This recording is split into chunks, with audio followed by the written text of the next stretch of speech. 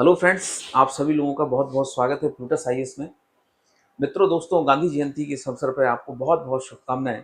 गांधी जी जिनका नाम लेते ही एक विचारधारा, गांधी जी जिनका नाम लेते ही शायद ये बात सामने आती है कि विश्व में सबसे ज्यादा देशों में यदि किसी की मूर्ति है तो वो महात्मा गांधी की है। एक आकलन के अनुसार यदि देखा जाए तो विश्व के जितने भी देश हैं उनमें से जो 120 से ज्यादा देशों में महात्मा गांधी जी की मूर्ति है। एक आकलन के अनुसार यदि ये कहा जाए कि शायद ही विश्व में कोई ऐसा देश होगा जो महात्मा गांधी की विचारधाराओं का विरोधी होगा। शायद ही इस पूरे विश्व में कोई ऐसा व्यक्ति होगा जो शायद गांधी जी की बातों से सहमत ना हो। यानी गांधी जी की कुछ बातों से असहमति हो सकती है, लेकिन मोटे तौर पर शायद ही ऐसा कोई होगा जो सामान्य जो गांधी जी के सिद्धांत है उनसे असहमत होगा। गांधी जी के बारे में आइंस्टीन ने कहा है कि दुनिया आश्चर्य करेगी कि ऐसा हाड़ मांस का भी कोई इंसान, कोई मनुष्य जो है इस धरती पे पैदा हुआ था। ये आइंस्टीन के विचार थे गांधी जी के बारे में। और गांधी जी को जाना जाता है सत्य के लिए, गांधी जी को जाना जाता है अहिंसा के लिए, गांधी जी को जाना जाता है अपने ब्रह्मचर्य के लिए। और गांधी जी को राष्ट्रपिता कहा जाता है। राष्ट्रपिता क्यों कहा जाता है? क्योंकि आप सबको पता है ये सुभाष चंद्र बोस के द्वारा रेडियो से महात्मा गांधी जी को राष्ट्रपिता कहा गया। बापू भी जो है उन्हें प्यार से कहा जाता है, लेकिन राष्ट्रपिता इसलिए कहा जाता है कि शायद देश के राष्ट्रीय आंदोलन में उन्होंने अपना एक बहुत बड़ा योगदान दिया। गांधी जी ने यहाँ पर भारत में आकर जब 1915 के बाद महात्मा गांधी भारत में आते हैं तो उसके बाद जो है उन्होंने अपना पूरा जीवन देश की आजादी के लिए कुर्बान कर दिया। और कहते हैं आजादी के नायक के महात्मा गांधी सबसे बड़े जो है हीरो में से एक थे। यानी आजादी के तो नायक बहुत सारे थे, लेकिन महात्मा गांधी तो महात्मा गांधी ही थे। और महात्मा गांधी जी जो है राष्ट्रपिता, इनको क्यों कहा जाता है? क्योंकि कहीं ना कहीं महात्मा गांधी जो है वो पूरे देश में राष्ट्रीय आंदोलन को उन्होंने कई बार दिशा दी। चाहे वो चंपारण हो, खेड़ा हो, अहमदाबाद हो, असहयोग आंदोलन हो, इसके अलावा दांडी मार्च हो, भारत छोड़ो आंदोलन हो। कहा जाता है कि पहली बार गांव के लोगों को संगठित करने का योगदान गांधी जी को दिया जाता है। कहा जाता है पहली बार लोगों को जन भावनाओं में जोड़ने का काम महात्मा गांधी के द्वारा किया जाता है। कहा जाता है कि पहली बार भारत की जो, जैसे कह सकते हैं, सफलता की कुंजी, भारत की राजनीतिक सफलता की कुंजी की जो तलाश है वो पहली बार शायद महात्मा गांधी ने भारत के किसान, भारत के गांव के लोगों के बीच जाकर ढूंढी थी। कोई नहीं ढूंढ पाया था उनसे पहले। कहा जाता है महात्मा गांधी एक बहुत अच्छे वक्ता थे और जब वो अपनी बात कहते थे तो लोगों को बांध देते थे।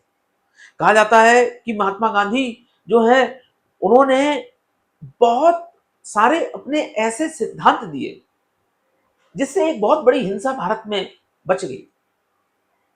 महात्मा गांधी से ज्यादा अहिंसा, महात्मा गांधी से बड़ा अहिंसा का कोई पुजारी पूरे विश्व में शायद ही देखने को मिलता है। आप नेल्सन मंडेला को ले सकते हैं, मदर टेरेसा को ले सकते हैं, आप जो है मार्टिन लूथर किंग को ले सकते हैं, लेकिन गांधी जी जो है उनके सत्य अहिंसा के जो उनके सिद्धांत हैं उनकी बराबरी शायद ही कोई कर पाए। गांधी जी के इस मामले में तो शायद ही किसी को डाउट हो या कोई शायद ही इस मामले में कोई विरोध करे उनके सत्य अहिंसा के सिद्धांत पर।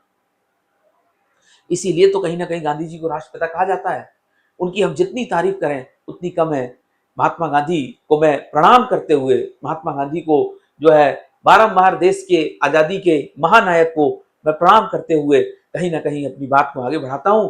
बहुत सारे ऐसे लोग भी हैं कहीं ना कहीं जो गांधी की विचारधारा से बहुत हद तक कहीं ना कहीं कुछ से बातों से सहमत नहीं भी होते। हालांकि ये देखने का पर्सपेक्टिव होता है, लेकिन दूसरा शब्द जो है गांधी जी और कहीं ना कहीं ये ब्रह्मचर्य शब्द लिखा गया है। तो कहा जाता है कि इस सिद्धांत पर महात्मा गांधी जी की भी काफी आलोचना की जाती है। लेकिन मैं ये कहना चाहूंगा कि महात्मा गांधी ने ब्रह्मचर्य को बहुत ही, जिसे कह सकते हैं कि एक सुप्रा स्टेज पर, एक चरम स्टेज पर जाकर जो है उसकी व्याख्या करने को प्रयास किया है। 1906 के बाद, 1906 के बाद महात्मा गांधी ने ये प्रण लिया था कि वो जो है ब्रह्मचर्य व्रत का पालन करेंगे।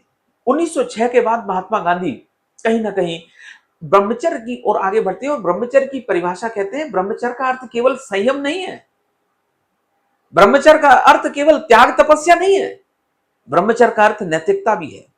महात्मा गांधी कहते हैं ब्रह्मचर्य का अर्थ केवल जो है इंद्रिय संयम नहीं है, ब्रह्मचर्य का अर्थ है आपकी आत्मा और आपके मन के ऊपर संयम है। मुझे लगता है इससे बड़ी बात कोई नहीं कह सकता कि ब्रह्मचर्य का मतलब है आत्मा और मन के ऊपर संयम। इससे बड़ी बात कोई नहीं कह सकता। ब्रह्मचर्य का मतलब केवल तप त्याग तपस्या और संयम नहीं है। ब्रह्मचर्य का मतलब है अपनी आत्मा पे नियंत्रण, ब्रह्मचर्य का मतलब है अपने मन के ऊपर नियंत्रण। बताइए इससे बड़ी कौन परिभाषा दे सकता ब्रह्मचर्य। और सत्य की बात तो महात्मा गांधी जो कहते हैं सत्य के बारे में कि सत्य क्या है, महात्मा गांधी कहते हैं सत्य हमारी अंतरात्मा की आवाज है जो कभी गलत नहीं हो सकती। आप इसको अध्यात्म में ही फील कर सकते हो। आपका इंट्यूशन है, आपकी अंतरात्मा की आवाज है, वो कभी गलत नहीं हो सकती यदि वो आपकी बिल्कुल विशुद्ध, जिसे कहते हैं अनंत चतुष्टय से युक्त, जो आपकी प्योर सोल से जो आवाज निकलती है, जिसे हम अंतरात्मा कहते हैं। मतलब महात्मा गांधी जी ने सत्य की जो परिभाषा दी, शायद ही दुनिया में इससे अच्छी कोई परिभाषा दे पाया होगा। ब्रह्मचर्य के बारे में महात्मा गांधी की जो लेवल है उसको समझने में शायद बहुत सारा और टाइम लगेगा। हालांकि कुछ उनके मुद्दे विवादित रहे थे, चाहे वो मनुबेन की बात हो या ब्रह्मचर्य के कुछ प्रयोग हो, चाहे वो नोआ खली की बात हो जब महात्मा गांधी ने ब्रह्मचर्य के प्रयोग, और चाहे वो सरदार वल्लभ भाई पटेल के द्वारा महात्मा गांधी को लिखे गए बार बार पत्र थे। ये कुछ मुद्दे जरूर महात्मा गांधी के साथ विवाद में जुड़ते हैं कि उन्होंने ब्रह्मचर्य के प्रयोग में बहुत सारी ऐसी बातें कही, बहुत सारे ऐसे बातें ऐसे कार्य किए जो कहीं ना कहीं लोग जो है वो आलोचना करते हैं। लेकिन आप उस सोच को देखो, सोच क्या है कि ब्रह्मचर्य केवल तप त्याग तपस्या नहीं है, ब्रह्मचर्य केवल इंद्रिय संगम संयम नहीं है, ब्रह्मचर्य इससे ऊपर है और वो है नैतिकता, और वो है मन और हमारी आत्मा पे संयम। महात्मा गांधी कहते हैं आत्मा और मन के ऊपर जो संयम है वो असली ब्रह्मचर्य है। मुझे लगता है दुनिया में इससे अच्छी कोई परिभाषा नहीं दे सकता। हालांकि कुछ मुद्दों पे जरूर आलोचना हुई, लेकिन उनके भाव, उनकी जो भावना है, उनके जो भाव है, उसको हमें समझना बहुत जरूरी है। और कहीं ना कहीं गांधी जी की एक बार फिर मैं नमन करते हुए अपनी बात को विराम देता हूं, क्योंकि गांधी जी को समझने में मुझे लगता है अभी बहुत समय और लगेगा। और आइंस्टीन के मुझे विचार एक बार फिर याद आते हैं कि शायद ही दुनिया में ऐसा हाड़ मास का कोई दूसरा इंसान होगा जिसे दुनिया याद रखेंगे। तो गांधी जी के सिद्धांत को और आगे बढ़ाते हुए, अहिंसा की नीतियों का पालन करते हुए हम लोग मिलते हैं एक बार फिर किसी नए मुद्दे पर। आज के लिए इतना ही। बहुत बहुत धन्यवाद। Thank you very much.